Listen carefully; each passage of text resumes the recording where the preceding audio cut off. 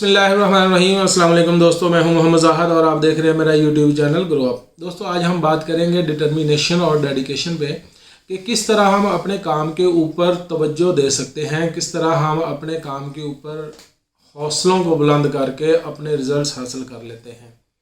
दोस्तों, हमें बहुत जल्दी होती है कि हम कोई भी काम करें तो उसके फ़ौरन से रिज़ल्ट हमें मिल जाएं और हम फ़ौरन से सक्सेसफुल हो जाएं, जबकि ऐसा नहीं होता। क्यों कि हर काम को कंप्लीट होने में, हर सक्सेस को आने में अपना एक टाइम पीरियड गुजारना होता है। उसके बाद हम जाके सक्सेसफुल होते हैं या हमें कामयाबी मिलती है। दोस्तों, अगर हम एक स्टूडेंट हैं तो पूरा एक साल हमें पढ़ना पड़ता है, एग्ज़ाम देने पड़ते हैं, फिर हम सक्सेसफुल होते हैं।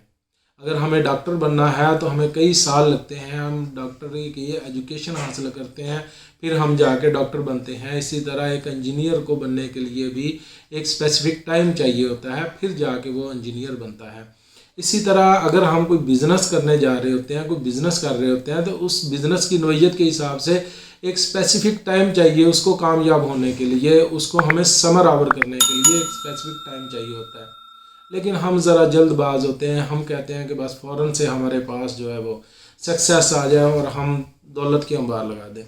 दोस्तों, हम इस बात को ज़रा यूँ समझते हैं कि जब हम एक पौधा लगाते हैं फल के लिए, या हम कोई पौधा लगाते हैं साया हासिल करने के लिए, तो वो पौधा पहले दिन ही हमें फल या साया देना शुरू नहीं कर देता। उसको हम पानी लगाते हैं, उसकी केयर करते हैं, फिर वो पौधा अपने ऊपर बारिशें भी बर्दाश्त करता है, आंधियाँ भी बर्दाश्त करता है, सूरज की गर्मी भी बर्दाश्त करता है, सर्दी की सर्दियाँ भी बर्दाश्त करता है। फिर जाके वो एक पौधा बनता है अपनी ग्रोथ के साथ, और एक टाइम लगता है, आखिर वो दिन आ जाता है जब उसका फल हमें नसीब होना शुरू हो जाता है, जब वो साया देना शुरू कर देता है। दोस्तों, अगर हमें कामयाब होना है तो हमें अपने हौसलों को बुलंद रखना है, और उसके लिए हमें ये चीज़ देखनी होगी कि कोई भी सक्सेस इतनी जल्दी नहीं मिल जाती। उसके लिए एक टाइम चाहिए होता है, उस टाइम के बाद हम उस कामयाबी को हासिल कर सकते हैं। दोस्तों, जब भी हमें इस चीज़ का ख्याल आए कि ये काम मेरे लिए नहीं है, तो काइंडली उस वक्त ये सोचें कि मैंने ये काम क्यों शुरू किया था।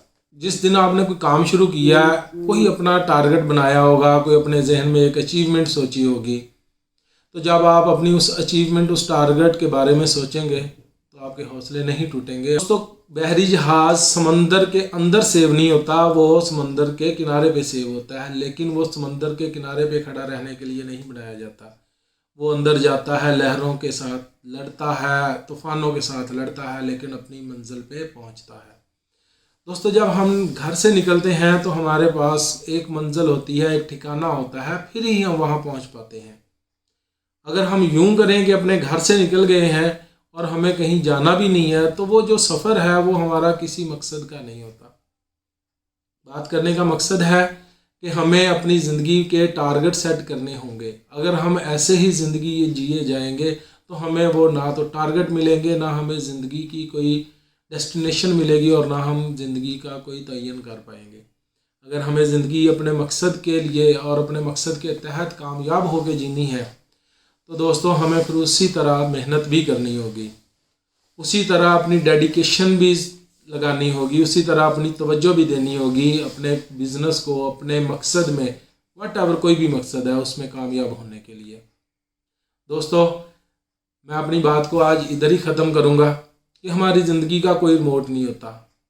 हमारी ज़िंदगी के रिमोट हम खुद हैं। हमें खुद ही डिसाइड करना है कि हमने जीना किस तरह है। हमने स्पेशल ज़िंदगी जीनी है या एक आम ज़िंदगी जीनी है। हमें आसानी के साथ ज़िंदगी गुजारनी है या मुश्किलों में घिर के ज़िंदगी गुजारनी है। तो हमें अपनी ज़िंदगी को आसान बनाने के लिए हमें मेहनत करनी पड़ेगी, और वो मेहनत इंशाल्लाह एक दिन हमें समरावर होगी और हम अपने ज़िंदगी में, अपनी ज़िंदगी के मकसद में कामयाब हो जाएंगे। मुझे अगली वीडियो तक के लिए इजाज़त दीजिए। अगली वीडियो के साथ इंशाल्लाह जल्दी हाज़िर होंगे। अस्सलाम वालेकुम।